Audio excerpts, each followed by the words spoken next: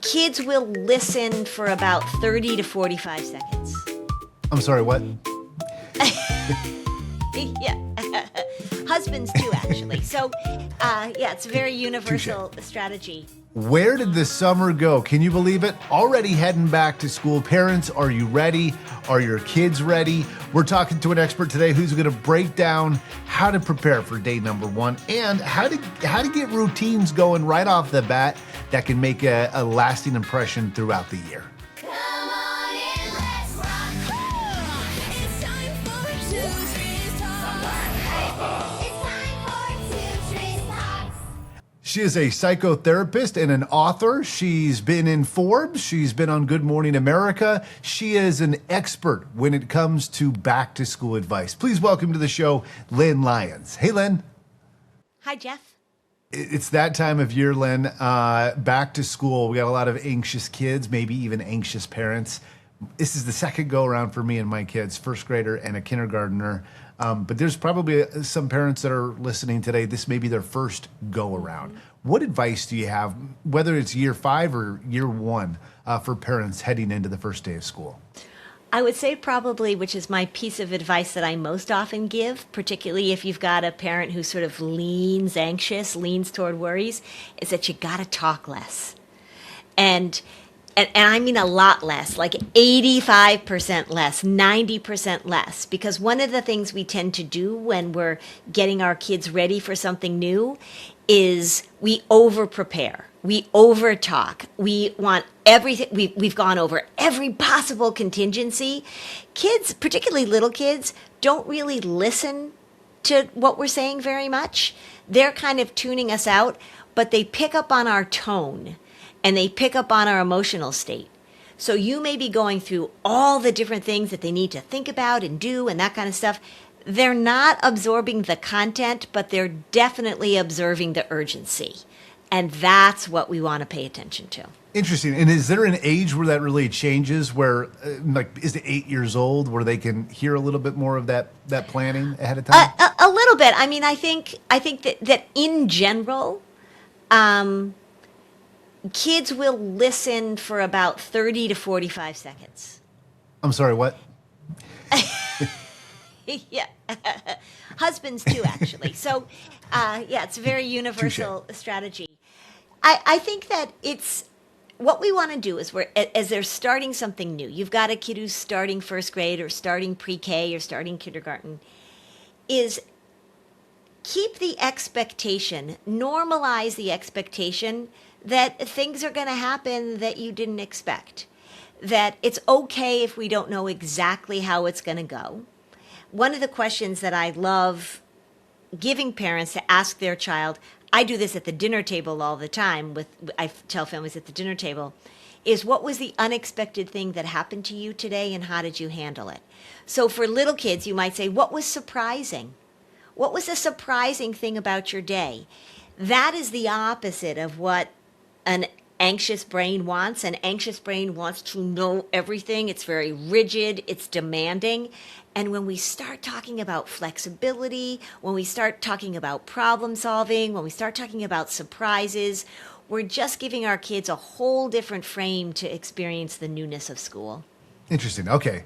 So going into day number 1, rather than bombarding them with too many things, is there a couple of key phrases, or how do you do it if you're doing it?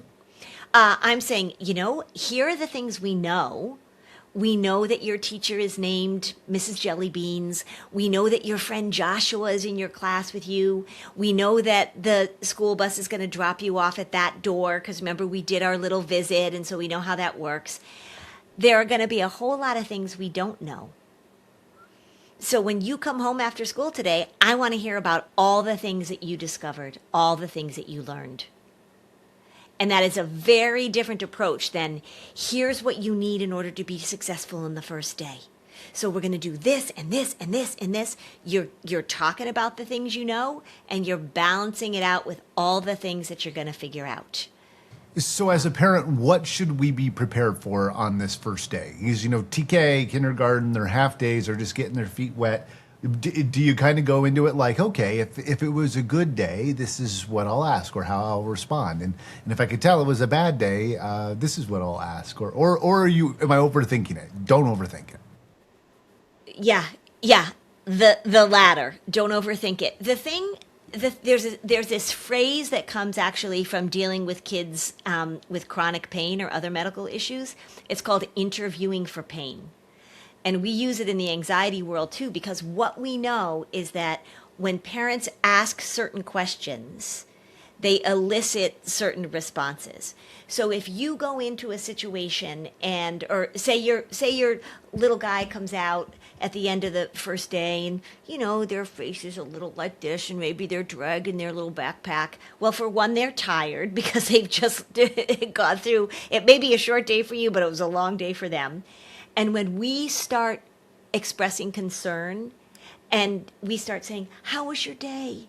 Did it go okay? And then maybe the first day didn't go so great. So then the second day, you pick them up and you say, was your second day better? Did you eat your lunch?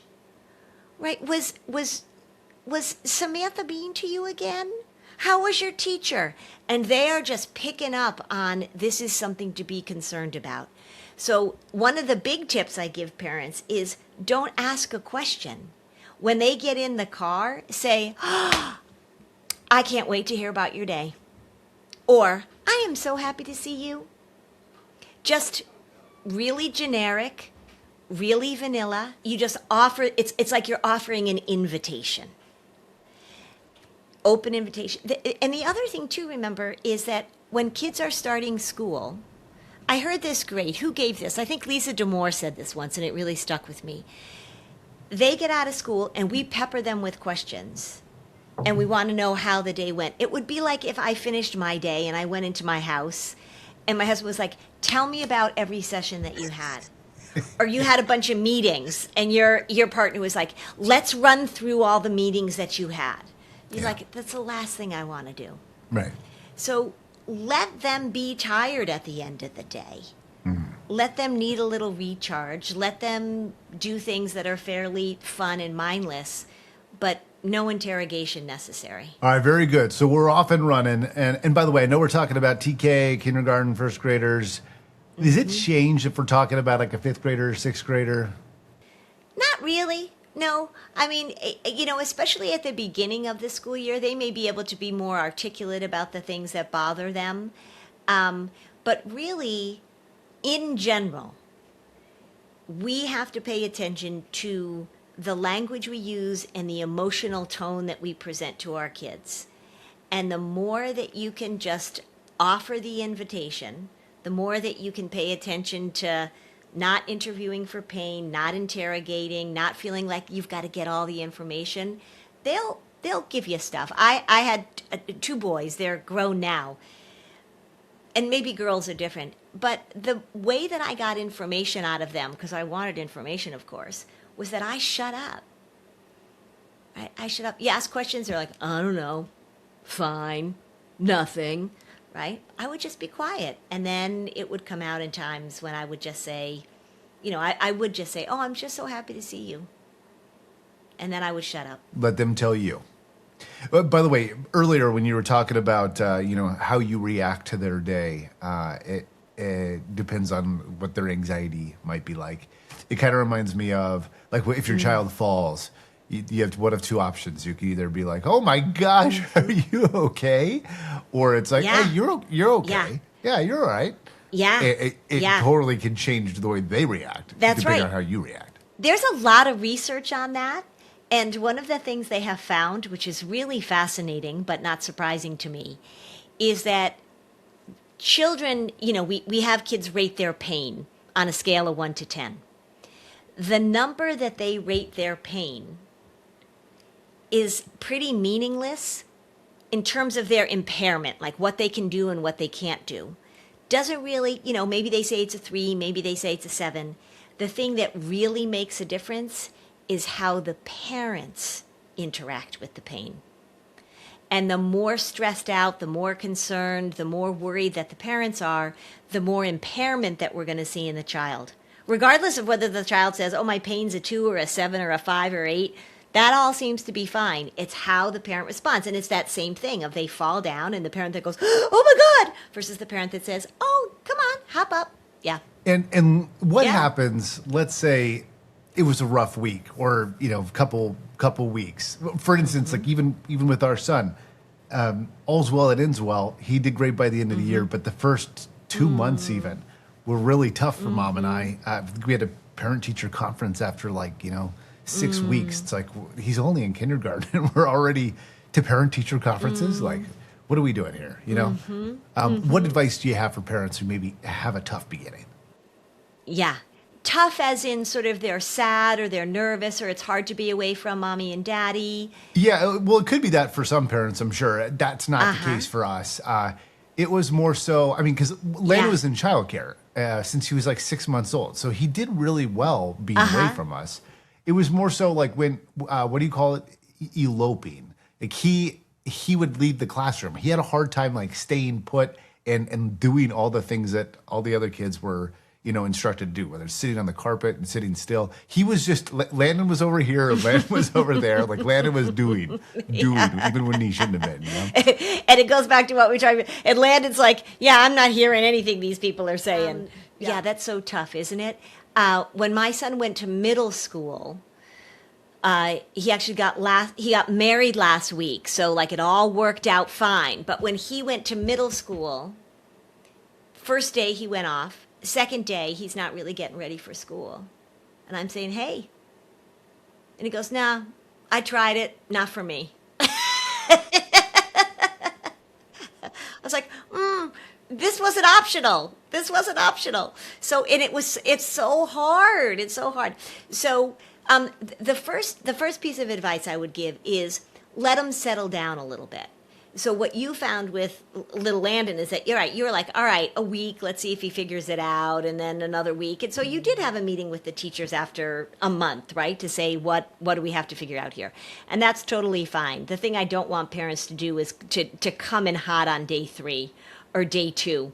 You need to fix this. What's wrong? Let things settle down. Let them get a lay of the land, and then you're going to have a better idea of what the issues are and what the skills are. As a therapist, I am very concrete and I'm very focused on skill building. So if you came to me with this situation, I would say, okay, so what are the skills that he doesn't know yet because he's a little tiny person? And how can we help him develop those skills in a way that doesn't, his little esteem is taking a hit? And what are the things? If I were meeting with the teacher, I would say these are the things that work at home. These are the things we know don't work at home.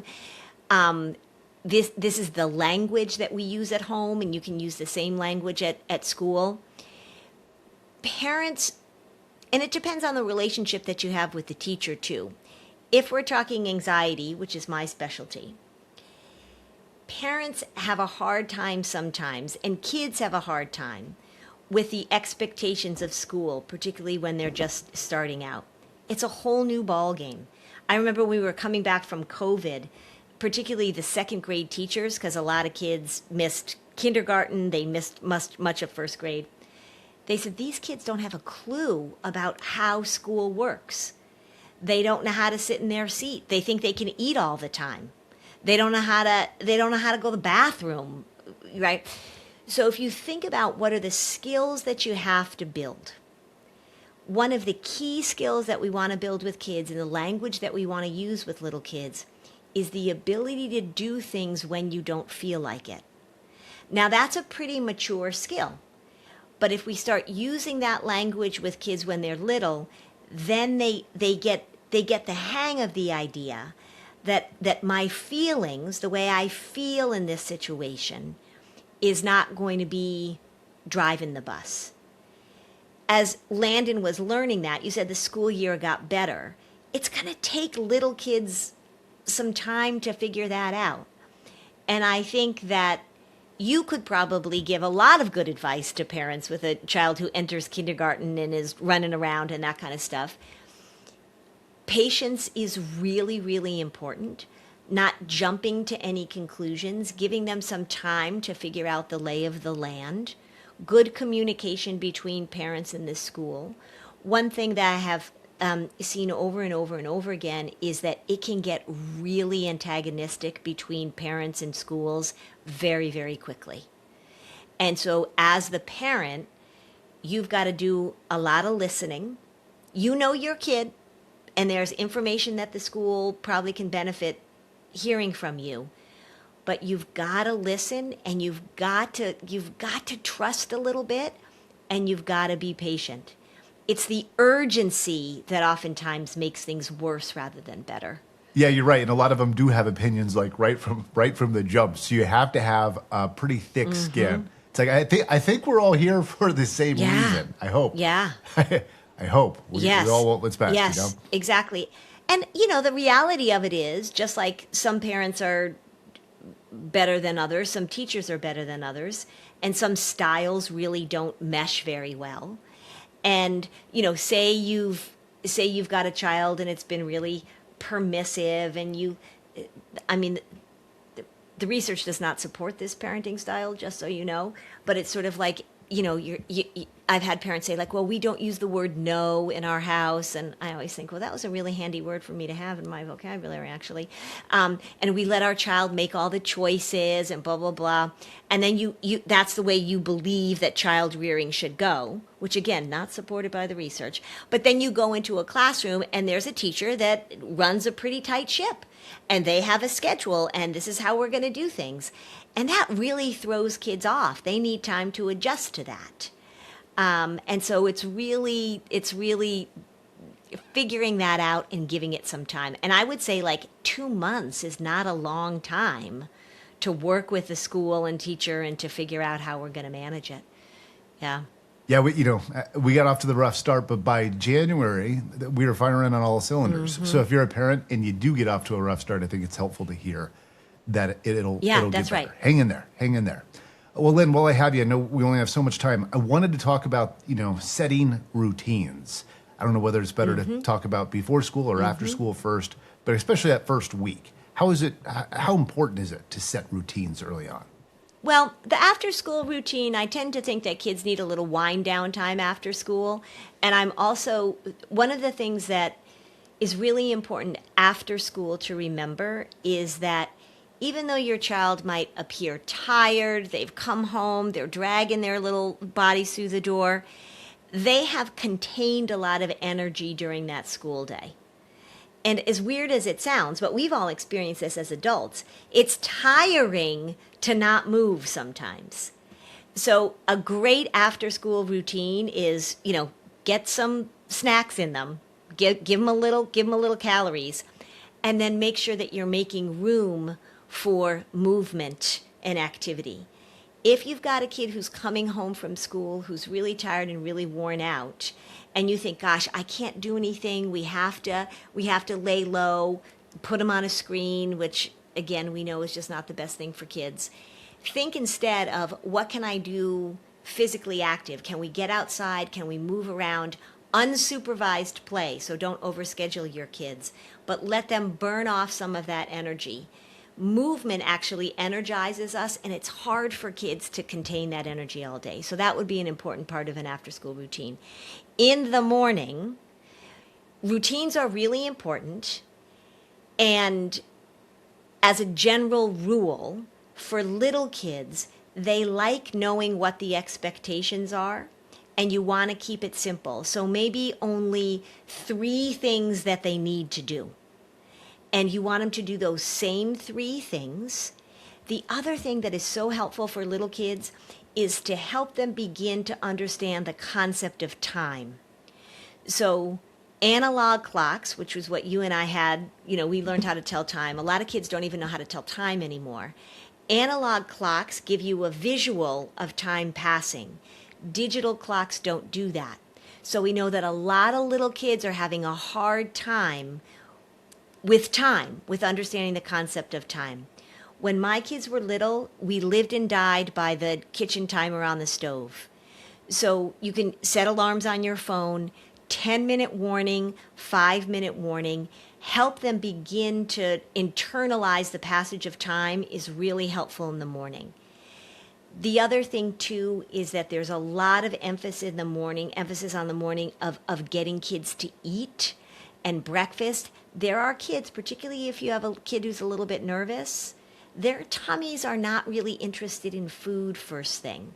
So find out from the school when they're going to be having a snack or when they're going to be able to get some food in them. But don't die on that hill for kids, particularly at the beginning of the school year. It's okay if they say, I'm not hungry. You say, okay, well, just have a little sip of this, or, you can take some goldfish in the car with you or something like that.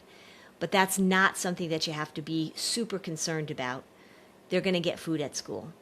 Yeah. And last question for you, Lynn. Is there a good balance between screen time and real time, real time and play time? How do you go about managing your child's time early on? So that's a big question. So here's where we are with screen time. There have been some pretty big studies that have looked at little kids using screens. And none of those studies say it's a good thing. So we are looking at things like lack of attention, irritability, difficulty managing emotions, problems with sleep, obesity, fine motor control, gross motor control.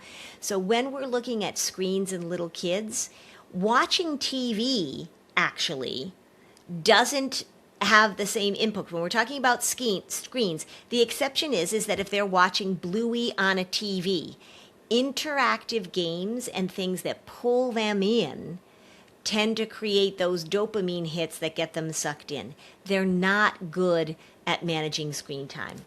So I am really please don't give your little kid an iPad. Please don't give them a smartwatch. Please don't give them an iPhone until much, much later.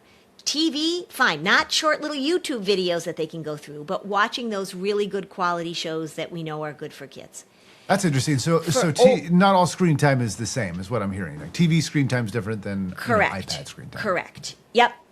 Another thing interesting they found out about screens, just if we're talking about little kids watching, is that slower cartoons and slower shows are much better than the real fast ones. So if you look back at the old-timey shows that they watched, or the shows that were really geared toward kids that were well done, the pace is slower, the language is slower, the stimulation is not as much. That's a good choice too. Older kids, I think, delay. I've done a lot of stuff, looked at a lot of the research on social media with kids. Again, none of the research is saying this is great. I think what you really want to pay attention to as a parent is what your child is not doing when they're on screens. So if we look at the level of physical activity, the outdoor time, again, unsupervised play, if we look at what really contributes to developing good executive functioning skills, unsupervised play and reading for pleasure are two really important things. So if a child is on screens, they're not doing those other positive things, and that's a good way to think about it. Kids are not, even when we look at kids in high school these days, there's a myth that kids are so busy, they have so much to do, the screens are their downtime, they've got more homework, they can't possibly get a part-time job, they've got all these activities. The research doesn't bear that out.